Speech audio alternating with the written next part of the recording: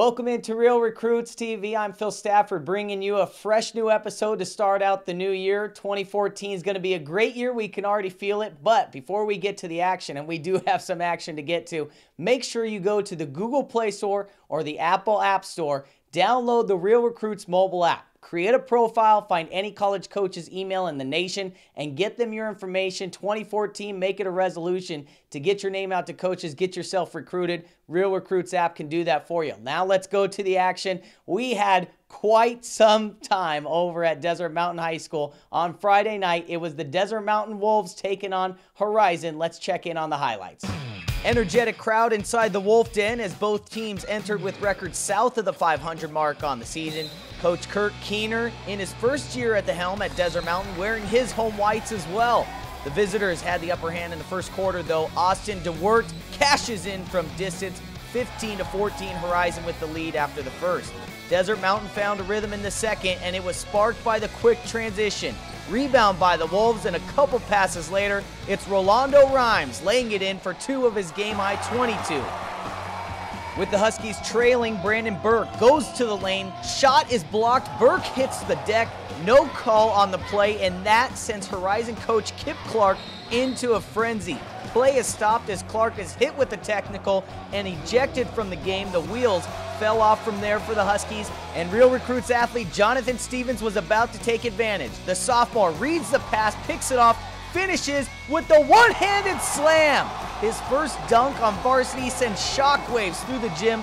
The Wolves ran away with this one. Senior Jordan Higgins gives the crowd even more to cheer about with his own version of the tomahawk, 76-58. Desert Mountain now back at 500 for the season. Let's kick it out to Kyle Stanley for more highlights.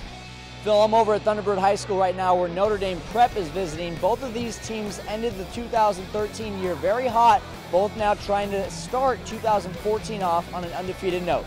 It took 2 overtimes for these two teams to decide this one on the Friday night contest. Real Recruits player Molly Hughes and her Saints coming off 2 wins to start the new year, while Coach Ringel's Chiefs dominated in their only game since the holidays. Starting off the second overtime, Notre Dame gets a big bucket and one to take a 50-47 lead. But Ann Schickles says don't get used to that lead, drains the 3 to tie this one up. And then under a minute left to go in double overtime, it's Ozaria Fisher, the sophomore, starts to kick it up, comes up with a steal and calls a timeout right away. On the ensuing possession, it's Fisher taking the rock, and she's fouled. Under 5 seconds left to go, just needs to make one to take the lead. She misses the first, makes the second. One more chance for the visiting Saints, goes for naught, and Fisher's Chiefs win 53-52 in double OT. I mean, playing with the team and working hard, that's which we really need to do. We really hustled out there tonight. That game, it was hard, but we stick in there and play as a team, win as a team. That's how it is every game. Coming back, start off a little rusty, but once we started practicing harder and put more plays in there and working around with the team, it's got much better. And the tempo has moved up really good. Let's dish it over to Alex Adams over at Sunrise Mountain. Thanks, Kyle. I'm here at Sunrise Mountain High School where the Lady Mustangs are getting set to take on the Verado Vipers. Verado's having a great season, but they've shown they're not perfect as of late by dropping 3 of the last 5. Let's get to the highlights. 4 of the 5 losses for the Vipers have come on the road this season, but they started off strong in this game. Early on in the first, Alexis Sports knocks the ball away and comes up with the steal. The ball is passed ahead to Mercedes Cloninger. She gets a fast break layup. Vipers up 6-3. With 3 minutes to go in the first, Anna Marie Tovar finds Hannah Romero. She sidesteps to the defender and makes the easy 15-foot jump shot, making the score 6-5. Time winding down the first, Cloninger finds Sports, wide open from the wing, and she nails the 3-point shot. Vipers go up 15-5.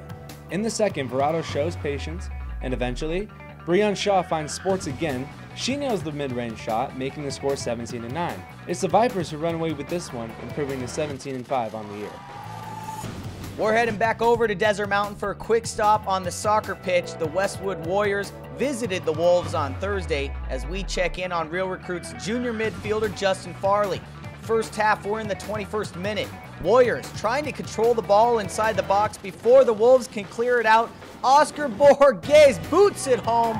1-0. Westwood takes the first lead.